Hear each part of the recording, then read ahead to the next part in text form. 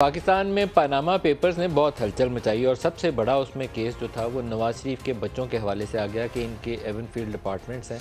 लेकिन Avenfield apartments के बाद जो कुछ हुआ पाकिस्तान में वो सियासत के लिए अच्छा नहीं था। नवाज शरीफ के ऊपर केस चलना शुरू हुआ तो आम ख्याल ये था कि एवनफील्ड अपार्टमेंट के ऊपर ही तहकीकात होंगी, करप्शन की ट्रेल सामने आएगी और नवाज शरीफ को उसके ऊपर सज़ा मिलेगी।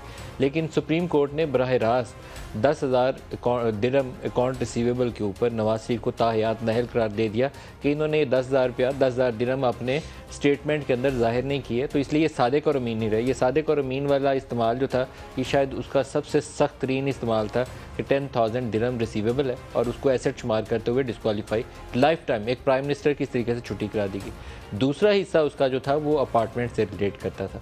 शरीफ फैमिली आज तक की तारीख में मुझे नहीं याद पड़ता कि कोई एक भी दस्तावेज़ात दे सकी हो जिससे ये ज़ाहिर होता हो कि पाकिस्तान से पैसा कैसे बाहर गया था। मैं जर्नलिस्ट हूँ, बहुत सी चीज़ें हमने पढ़ी भी, देखी भी, डॉक्यूमेंट्स प्रूव किए। किसी चीज़ से, किसी डॉक्यूमेंट से ये साबित नहीं था होता सिवाय एक उस कतरी ख़त की क्या सराय के ऊपर कि एक दिन कतरी शहज़ादे को याद आया कि मियाँ शरीफ साहब ने एक पैसा दिया था और उन्होंने कहा था कि मेरे पोते को एक दिन दे देना। मतलब ये ख्याल लड़ाई के अलावा इसके ऊपर हम कुछ नहीं कह सकते थे, कुछ नहीं था।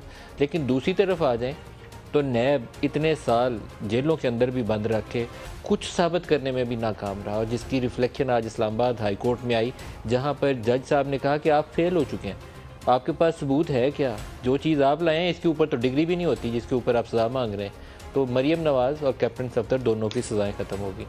दूसरा हिस्सा जिसमें नवाज़ शरीफ को सज़ा हो चुकी है उसके अंदर एक तो मामला दोबारा सामने आएगा कि नैब के पास क्या शवाहिद थे। एक हिस्सा उसका जज अरशद मलिक, अल्लाह उसकी मग़फ़िरत फरमाए, उससे भी रिलेट करता है क्योंकि जज अरशद मलिक की जो वीडियोस थी वो बहुत डैमेजिंग वीडियोस हैं। जज अरशद मलिक के मुतल्लिक इतला ये थी कि उनकी एक काबिल इतराज़ वीडियो, क्योंकि आजकल ऑडियोज़ और वीडियोज़ बहुत रिलीज़ होने का मामला है, उसकी भी एक काबिल इतराज़ वीडियो मुख्तलिफ़ लोगों के हाथ में थी और शरीफ फैमिली भी और दूसरी तरफ से जो तगड़े बाख्तियार लोग थे जो सज़ा देना चाहते थे नवाज शरीफ को, उनके हाथ में दोनों के पास कॉपी थी। दोनों ने अपने अपने मकसद के लिए अरशद मलिक को इस्तेमाल किया। एंड में नवाज शरीफ को तो सज़ा हो गई, लेकिन अब इस्लामाबाद हाई कोर्ट में अब बदलता हुआ सियासी मौसम है पाकिस्तान का, क्या इसके अंदर नवाज शरीफ के केस को वैसे ही देखेगी कि अरशद मलिक की एविडेंस को वज़न देगी या नहीं देगी, और ये देखेगी कि किन हालात में सज़ा दी गई थी, या उसको वो लाइफ टाइम डिस्क्वालिफिकेशन एक कॉन्स्टिट्यूशनल मैटर है। इस्लामाबाद हाई कोर्ट सज़ा को हटा भी दे तो उस 62(1)(f) के ऊपर अभी बराह रास्त उसका असर नहीं पड़ता। उसके लिए आपको पार्लिमान में जाना पड़ेगा या पता नहीं कोई सुप्रीम कोर्ट के पास भी कोई रास्ता है या नहीं, मुझे नहीं पता, लेकिन असल रास्ता उसका पार्लिमान से निकलता है आईनी तरमीम के ज़रिए, उसके अलावा कोई नहीं निकलता। जहांगीर तरीन भी उसकी ज़द में है। तो मरियम नवाज़ जो पहला स्टेप था आज बरी हो चुकी हैं, उनकी जो कन्विक्शन थी वो सेटिसाइड हो गई है। तो अब नवाज शरीफ के लिए भी वो रास्ता खुला है कि वहाँ आएँ और अदालत के सामने इस्तदा करें और पेश हो जाएं और अपने केस की सुनवाई की दरख्वास्त कर दें। मरियम नवाज़ ने आज इस फैसले के बाद काफ़ी धुआंधार तरीके से इमरान खान को अटैक किया और उन्होंने कहा कि अपने खेल में पाकिस्तान से खेल गए। दिखाइएगा। खेल में वो मुल्क से खेल गया और लोग तमाशा देखते रहे। मैं ये पूछना चाहती हूँ कि एक झूठे साजिश की आड़ के अंदर वो ये सब करता रहा और सब इदारे और हम सब बैठकर हुकूमत समेत ये सब तमाशा देखते रहे। उस साजिश की बेस पर जो इसने आजम खान के साथ बैठ के प्राइम मिनिस्टर्स ऑफिस में घड़ी प्राइम मिनिस्टर के ओथ को वायलेट किया, उसी जालसाजी की बेस पर, उसी टेम्परिंग की बेस पर आपने क्या किया? आपने अफवाज पाकिस्तान पर हमले किए, अफवाज पाकिस्तान में फूट डालने की कोशिश करता रहा। उसी जालसाजी की बुनियाद पर मीर जाफर कहता रहा, मीर सादिक कहता रहा, जानवर कहता रहा। उसी साजिश की बुनियाद पर किसी का लाडला अगर होगा तो होता रहे, हमारा लाडला वो बिल्कुल भी नहीं है, उसको कानून का सामना करना पड़ेगा।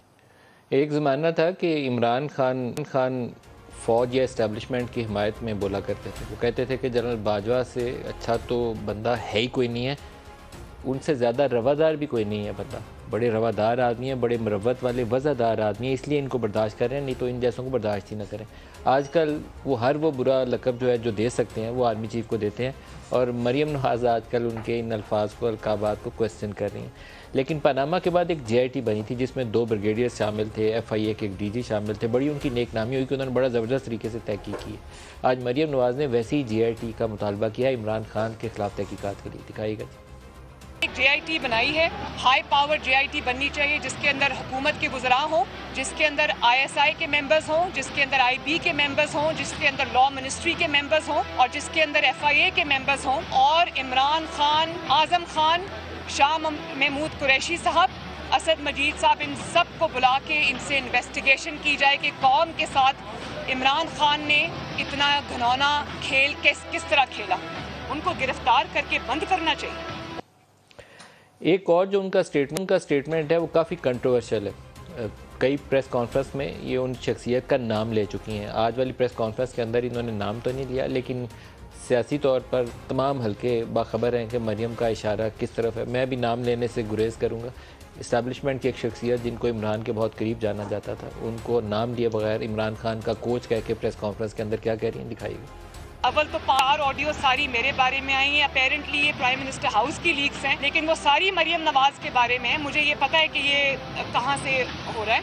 ये इमरान खान भी शामिल है, उसका कोच भी इसमें शामिल है। हाउएवर जो इसके दूसरे जो उनके कोचेज हैं वो अब अल्लाह ताला ने किया तो उनका काम भी खत्म। कोई IT कंपनी नहीं है, ये इमरान खान है, उसका कोच है, ये उन्हीं का नेक्सस है।